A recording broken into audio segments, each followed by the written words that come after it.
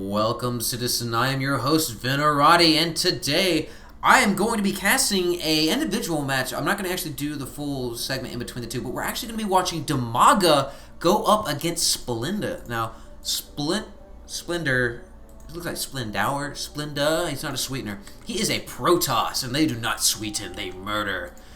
Not right. But we have Dimaga spawning as the Zerg, Splendour spawning as the Terran. Wow! Protoss! Holy Jesus. We are on Lost Temple, though, and this comes out of the Steel Series Go4sc2 Cup number 53.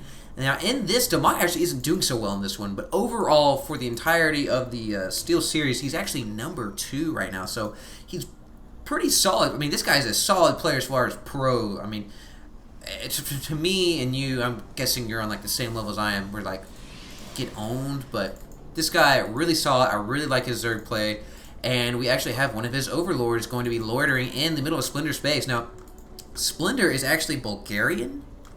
It's from Bulgaria. I haven't seen too many people come out of Bulgaria, but then again, I really don't pay attention too much when it comes to where they're from. Dimaga, however, he is from the Ukraine. Dimaga, I think, has seen a lot more spotlight than Splendour has, as Splendour seems to be a newcomer as far as dates go, and him showing up. Could be wrong. If I am wrong, point it out. There's plenty of y'all out there who'll be like, no, you're wrong, and you let me know. So I'm not too worried about it. Either way, we have a spawning pool coming down for Dimaga. Dimaga not going for the 14 hatch, which you see a lot in Lost Temple. He's going to get the spawning pool first, allowing him to apply earlier pressure than if he did get the natural. If he snatched the natural around 14, this way he can actually get a queen out, get some Zerglings out, come over here, poke around, see what's going on before Splendour might be able to lock down. He could catch his opponent off, whereas if you get the 14, you can still do it. The timing is just a little bit slower. It really just depends on whether you grab it first or not. So we do see the Cybernetics core coming down, and we see 6 Zerglings coming out for Dimaga. So Dimaga will be putting early pressure on Splendour. So Splendour, of course, has this probe over here, and will be probably catch a glimpse of these Zerglings. The Zerglings will actually catch up to it. We do have the other two finishing up there. So Dimaga right now going to apply some early pressure, allowing himself to feel a little bit more confident about grabbing this natural, and seeing that Splendour is going to have this Zealot coming out here. We'll go ahead and have it, looks like he's going to have a whole position here, as this will be Zergling tight with that Zealot there. But the Cybernetics core is going to be in danger, because we can have Dimaga control attack it, like we're seeing right there. And if you can bait the Zealot out and then run past, but we actually see a Sentry coming out here. Will it be in time, though, as this Cybernetics core is not looking so healthy? I do believe, in fact, it will be okay. Splendour could actually, could have gone Stalker, put a little more DPS on those units, but will not have the actual force field. So we do see the Observer, or not the Observer, the Sentry in here, and we do see the Zealot try to come in there for half a second, and that Cybernetics core is not looking happy. But what is that? We're actually seeing hallucination being researched right now, and actually having it chrono boosted out. So you don't really see that too often. I actually can't remember the last time I saw hallucination even used, and I've watched a lot of games lately. So Splendour going to be switching it up a little bit, going to be using something, one of the most unused powers other than the mothership that the Protoss have. Although I have seen a couple motherships here recently, just kind of knocking the dust off her, getting her cleaned up, bringing her out there, making sure she doesn't completely rust to death. And Dimaga, of course, vomiting some eggs on there, making sure that he cranks out as many larvae as possible. Let's go take a look at the income tab real quick, as we see both of our players here neck and neck. So not a big difference there. We do have Dimaga loitering outside of the base of Splendour, making sure that he's not going to be able to take this natural uncontested, which is always a good thing to do. You don't want your opponent to just kind of have free will. He can go willy-nilly all over the map. You want to keep your opponent boxed in as much as possible. Keep them wrong-footed. Make sure that they're not going to sit there, and you want these red dots, these red those red notifications popping up on the mini-map, and you want them to hear forces under attack, or what, I don't remember exactly what they say, but right now we do actually see a hatchery will be morphing into a lair. We do have warp gate technology also being brought online for Splendour, so Splendour will be able to reinforce on the go, and he will be able to bring more units out of his gates quicker. Dimaga right now putting down some static defenses right here on the front door. So Those static defenses are very useful. Whoa, what was that? We actually had a Void Ray coming over here, and Dimaga, seeing that Void Ray, not knowing whether it was real or not, has to, you gotta think about how what that makes you feel. We see a random Void Ray pop out of there. The Void Ray, I don't know if it attacked or not, which the hallucination will be ending right there, but whenever you see that, it's really gonna make you worry, as he does have 2 queens right there.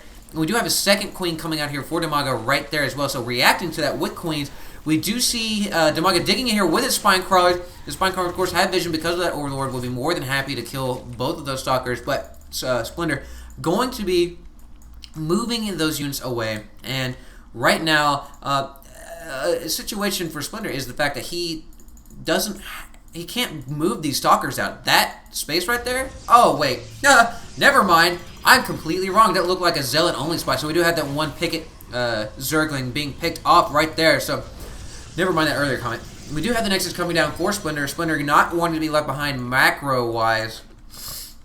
And we do have Dimaga dropping a Spire down. Not really dropping. He's going to be growing, brewing, gestating. There we go. I like that better. Gestating a Spire.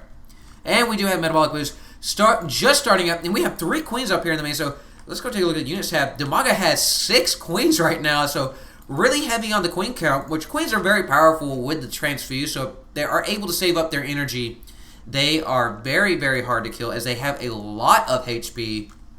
Not necessarily a lot of DPS, but they do attack both land and air units, so very, very useful, especially against those Void Rays. And Splinter did a good job of psyching out Dimaga. Dimaga there, those queens are an obvious reaction to that Void Ray, and that's just awesome. I mean, hallucination is never used, and that shows the power of hallucination right there.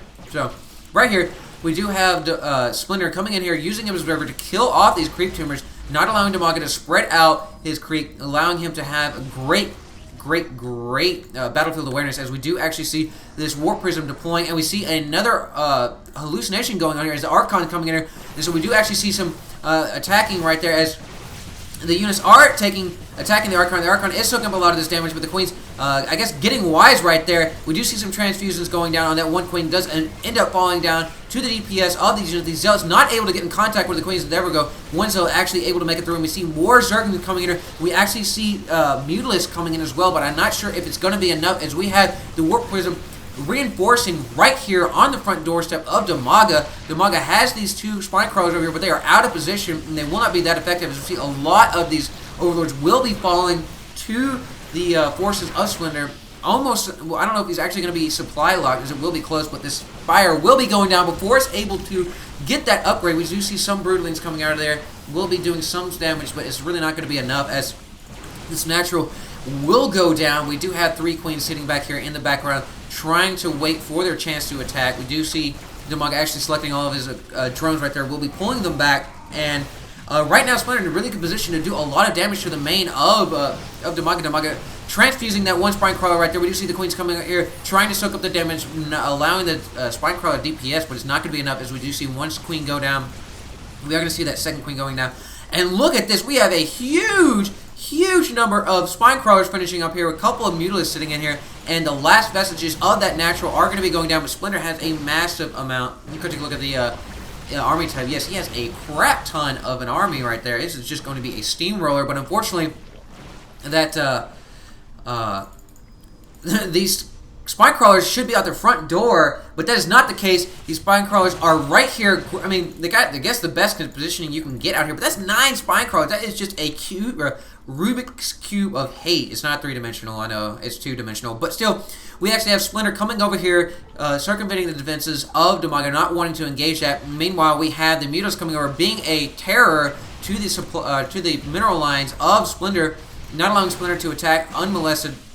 And we do see the spawning pool going in there, jetting all of those juices into the lower atmosphere, and Dimaga is still running around with his Mutalisk, trying to make something happen for himself here, as that natural has been completely cleared out. We do have an expansion coming down for Dimaga. We do see these drones evacuating the main, and Splinter coming here from behind will be attacking and not wanting to engage these Spine Crawlers unless he absolutely has to. I would like to see Dimaga kind of move his Spine Crawlers over here and try to block in these units, as that would really help does not actually look like he will be doing anything with them at the moment. So we have these few Zerglings and this Queen here to try to trap these all the Stalkers in there. As the Stalkers won't actually all be destroyed by these Spine Crawlers, I do not believe, as we only even have enough energy from this Queen to have one transfusion. So we do have the drones meandering over here to this expansion, and this is actually now Dimaga's new main, and he is going to be bringing down the spawn pool. So tech-wise, he has been reduced to